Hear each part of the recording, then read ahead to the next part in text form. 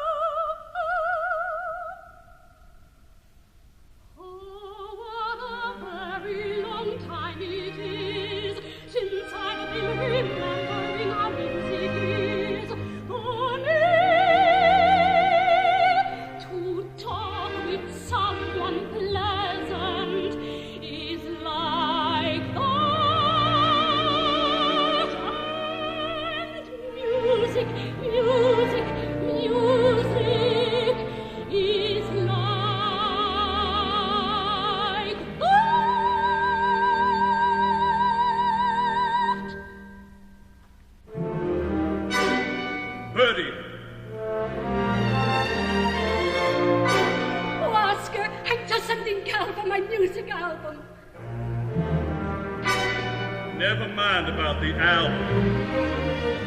But Oscar... You have been chattering to Marshall like a magpie. I can't think he came south to be bored with you. He wasn't bored. I don't believe he was bored. You have had too much wine. Get yourself in hand now. What am I doing? I am not doing anything. What am I doing? Said get yourself in hand. Stop acting like a fool. Mama, Papa, they are coming in now.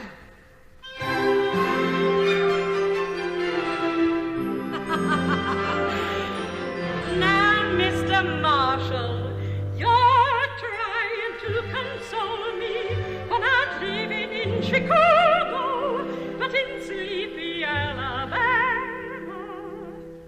Well, I've never dined in Chicago with three such lovely ladies.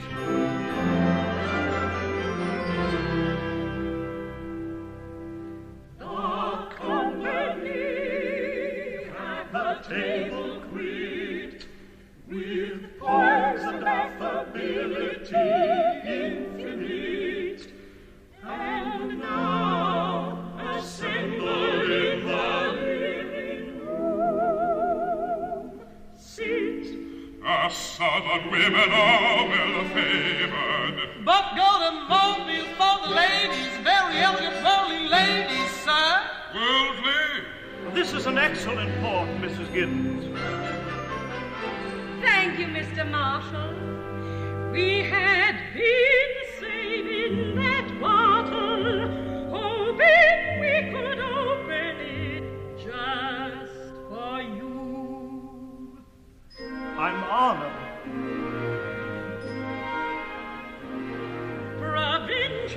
provincial, there you have the key to the Southland.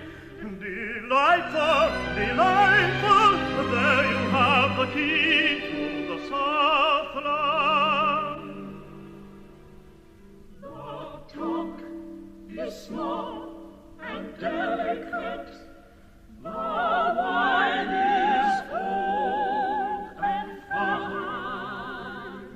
It's remarkable how you Southern aristocrats have kept together. But we are not aristocrats, sir. Oh?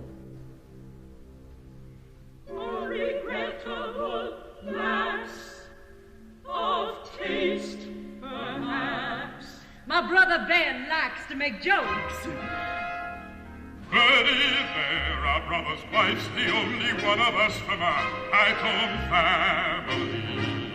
They once owned a fine plantation Called Lioness. You may have heard of it, sir.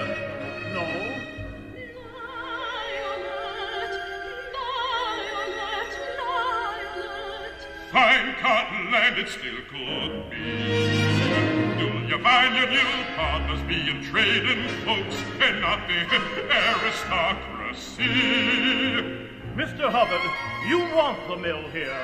Why you want it here is not my affair. So bring the machine full the cotton, not the cotton full the machine. Bring the machine full the cotton, not the cotton full the machine.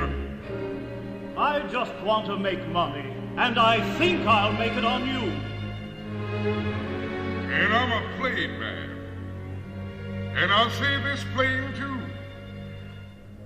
20 years ago, we took over their plantation, their cotton, and their daughter. Can I get you something? No, thank you, sir. You are most polite. The honored guest is distressed by the questionable jest. You are boring Mr. Marshall with his ancient family tales. I hope not, I hope not. I'm trying to make a point for our future business partner. Shall the ladies retire and leave the gentlemen to talk business? Not at all. Everything was settled this afternoon. In that case, perhaps, another glass of port. Thank you. Gallantry, old-fashioned gallantry. Oh, I have missed it, and it was dear to me. Gallantry, the old-time chivalry. I thought we'd lost it, a noble thing no more to see. Apparently my fears were wrong. It lay in wait, waited late and long, but patiently waiting to return to life anew, waiting for someone like you to shed the glow of gallantry.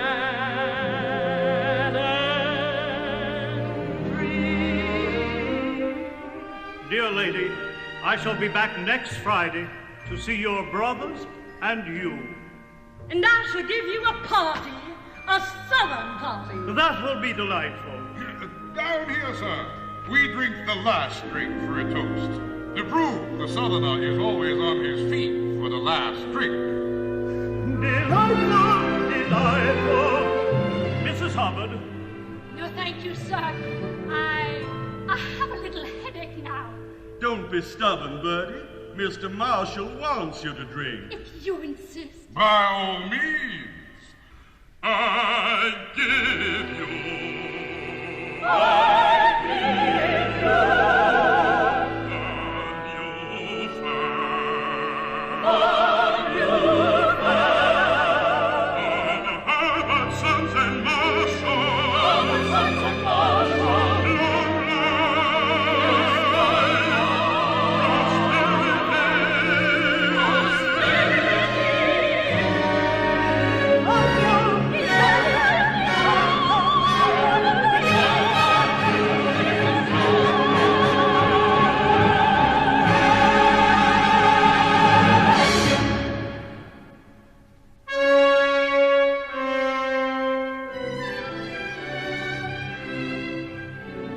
children will drive you to the depot. Leo, Alexandra. Until next week. Next week's a long time, and you said one day I may show you Chicago.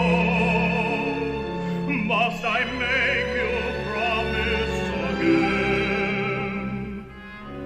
I promise again. Goodbye, Mrs. Hubbard. Goodbye, sir.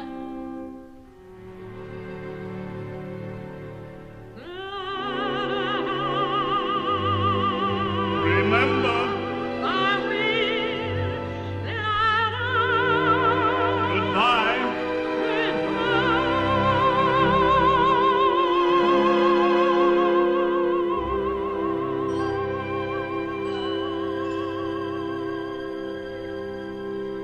And there birdie goes the man who has opened the door to our future. What? Yada-dum-dee-dum-dee-dum-dee-dum-dee-dum-dee-da-da-da. Marshall, Marshall, Mr. Marshall. Hubbard Sons and Marshall now. Hubbard Sons and Marshall now. Big Rich. Regina. Regina. Big, big, big, big, big, big Rich! Well, you did it! Looks like it might be we did. Ha! Looks like it! Don't pretend you're like a cat licking the cream! Now somebody asked me how I'm sure of our little scheme. Well, when he lifted his glass to drink, I closed my eyes and I saw those bricks commence into I rise. saw a lot more than that. Bertie and I have just been planning what we want. I know what I want. What will you want, Ben? That would be big Rich. What will you want? Caution, don't count the chickens. Well, maybe God would allow a little dream. I think I'll have a stable. The Sparta King. Why not the sport of Harvard? Why not? Why not? Now will be big Rich. Oscar, what will you have? The pleasure of seeing the bricks rise, and then we might take a few little trips. Huh, Bertie? What do you say? Yes, Oscar! I'd like that! What would you like? Well, one thing I'd like, just one, I'd like 1,000. Your modest Bertie. I should like to have lionette back. I know you want it now, but I should like to see it the way Mama and Papa had it.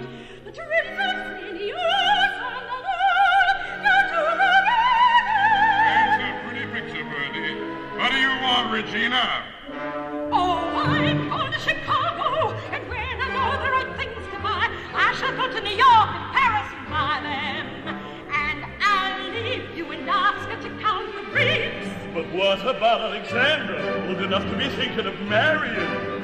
It'll take lots of money to live like Certainly that. will be big rich. Just think of all the money. Big rich. Thinking of it.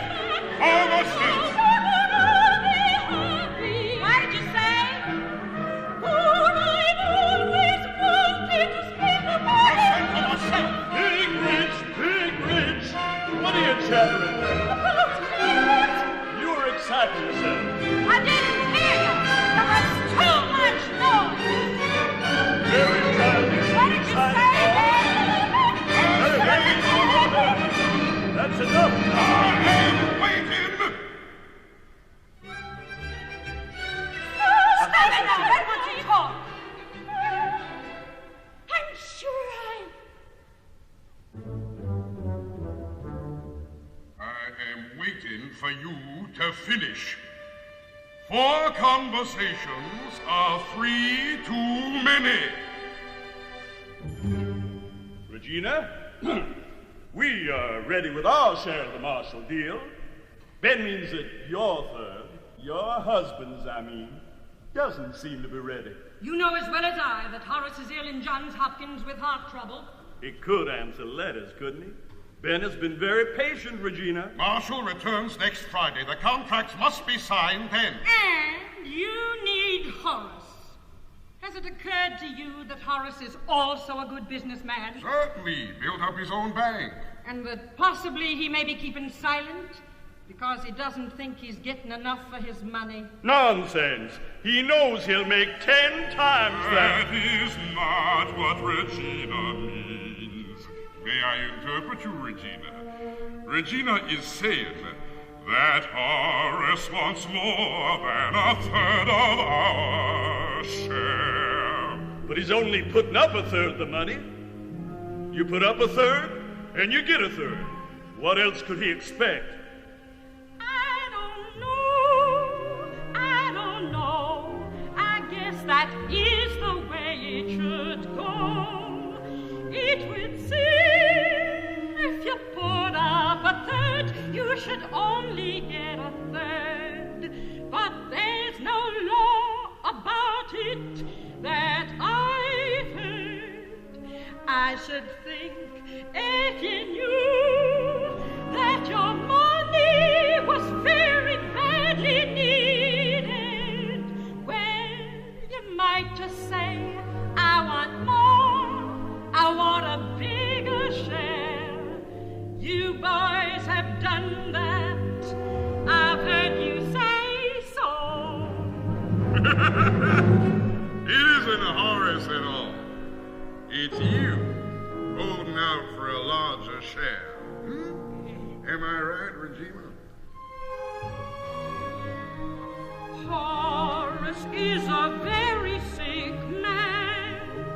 He has only me. It seems only natural. And where will this larger share come from? I don't know, and I don't care. Perhaps it could come of your share, Oscar. What kind of talk is this? I haven't said a thing. I don't believe you can even get Horace to come home. Oh, I can get him home. How? You'll see. But before Horace comes home, I want to know, what's he going to get? What do you want? Twice what you offered. Well, you won't get it. I think you've gone crazy. I don't want to fight, Ben. I don't either. There isn't a chance.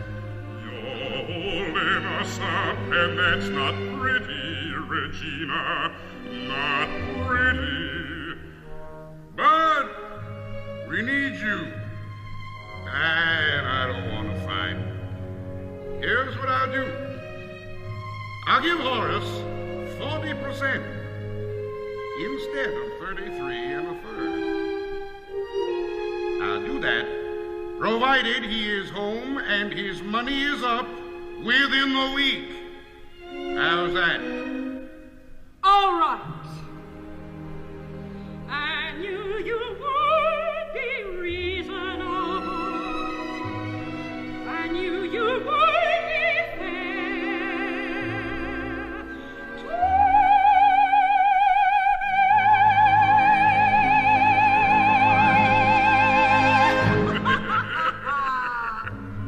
I've asked before, where's this extra share coming from? From you. From your share. From me, is it? That's just fine and dandy. That's my reward. For 35 years I've worked my hands to the bone for you. For 35 years I've done all the things you didn't want to do. And this is the way it turns out. This is what I get. First my sister, then my brother. I am being attacked on all sides tonight. That's a fact. And I ain't a man who likes being attacked. Oscar, there's always Zan and Leo. Perhaps they'll marry. married. That would make a great difference in my feelings, if they married. Zan and Leo get married. Is that what you mean, Regina? Well, Leo, such a wild boy. There were those times when he took a little money from the bank. That's all past history. Oh, I know. And I know all young men are wild. And then they are first cousins. That isn't unusual. Our grandmother and grandfather were first cousins. And look at us. You're both being very gay with my money. Please assure Oscar that you will think about it very seriously. Very well. I assure Oscar that I will think about it seriously. That is not an answer. I have said all I'm willing to say now. You're in a bad humor, and you shall put me in one. Now do leave me alone. But Alexander's so young, only 17. Alexandra, are you back? Yes, Mama. Mr. Marshall got off safe and sound. No thanks to you driving those horses. I have great news for you, Alexandra. You're gone to Baltimore in the morning to bring your father home. Papa said I should come.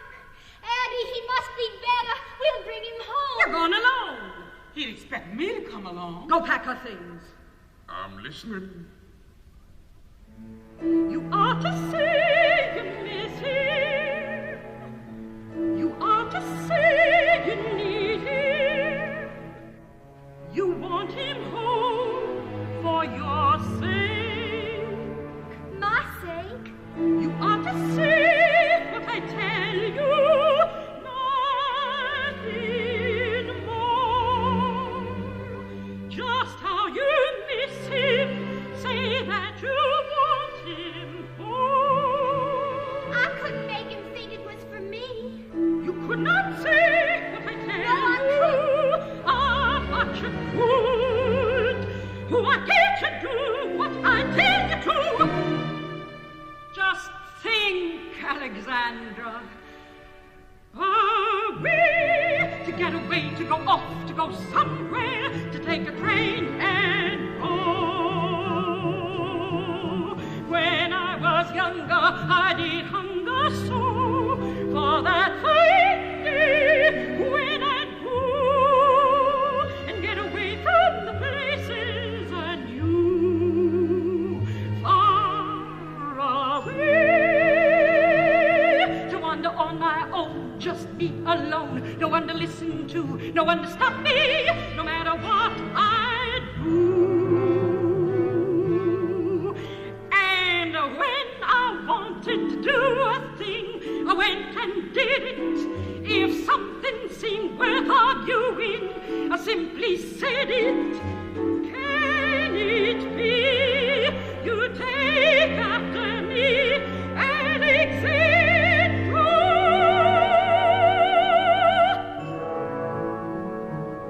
The younger baby soul, the younger sugar water today. No spirit, no fire, no life, no nothing. The younger song today. Now where's my daughter, sugar water, gone to? She'd like to argue. Look, he's a great you, Alexandra.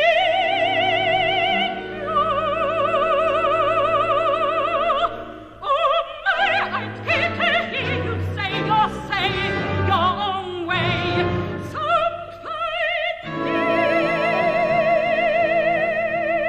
So let us argue then. Now it's not for you, it's for Papa's sake, of course. You must let me be the judge of his condition. He can get better here. Tell him I'll meet him.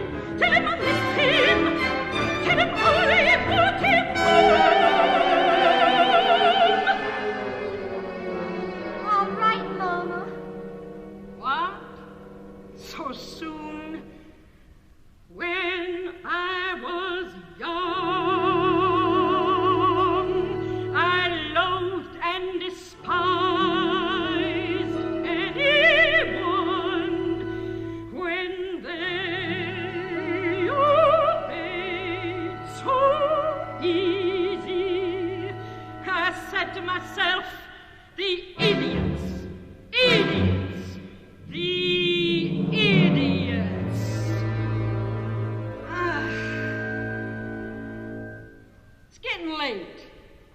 you all go home.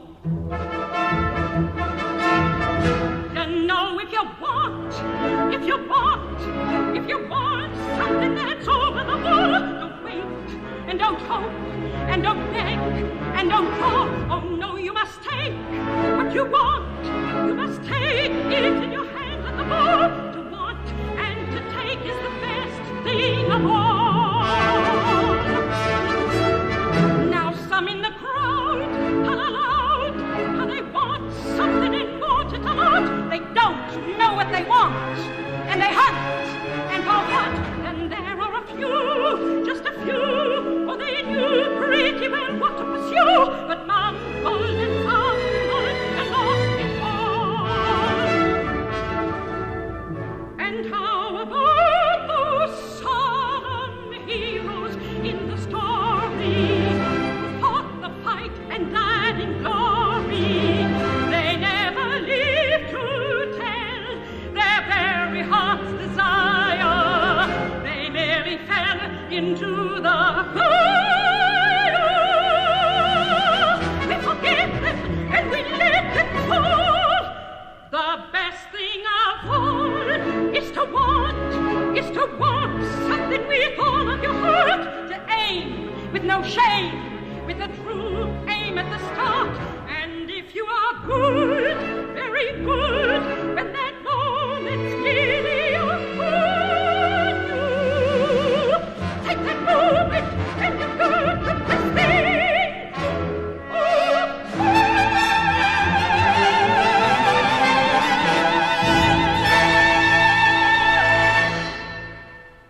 I guess I'm supposed to attend to the railroad tickets.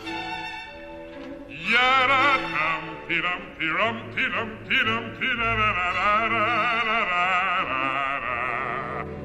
admire that woman. Come along, Bertie. Have a nice trip, Alexandra. Act like a little lady. Imagine not wanting to go to Baltimore. Wish it were me. I can guess the kind of things you do. Oh, no, you couldn't.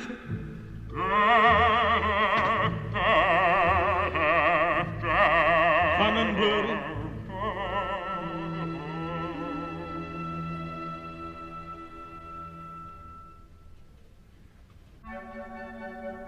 Zan, It's all right, Aunt Bertie. Zan, it's about Leo. Well, he beat the horses again. He always does. My own son, but you are more to me than Leo, my own child. Don't worry about the horses. I'm sorry I told you. I am not worried about the horses. It's you I'm worried about. You! They will make you marry him. Mary? Me? I've never even thought about it. Zan! Well, maybe a little. Aunt Bertie, do you know who I'm going to marry? No. Who? That's just it. I don't know. When you were young, Aunt Bertie, did you wonder too? What will it be for me? Will someone say I love you? What will it be to be the one to say I love you? Will it be a real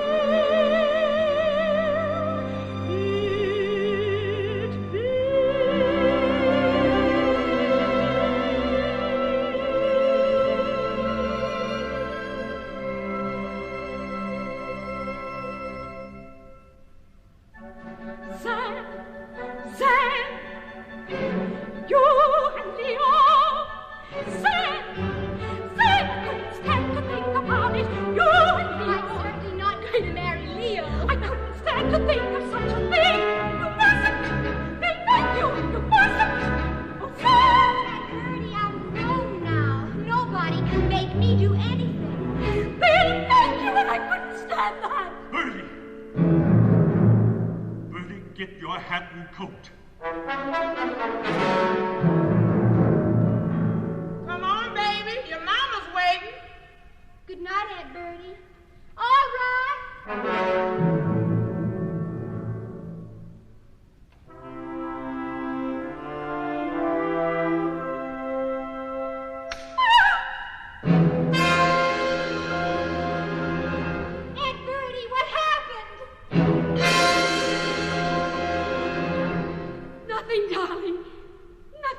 I only twisted my ankle. It was nothing. Now go to bed.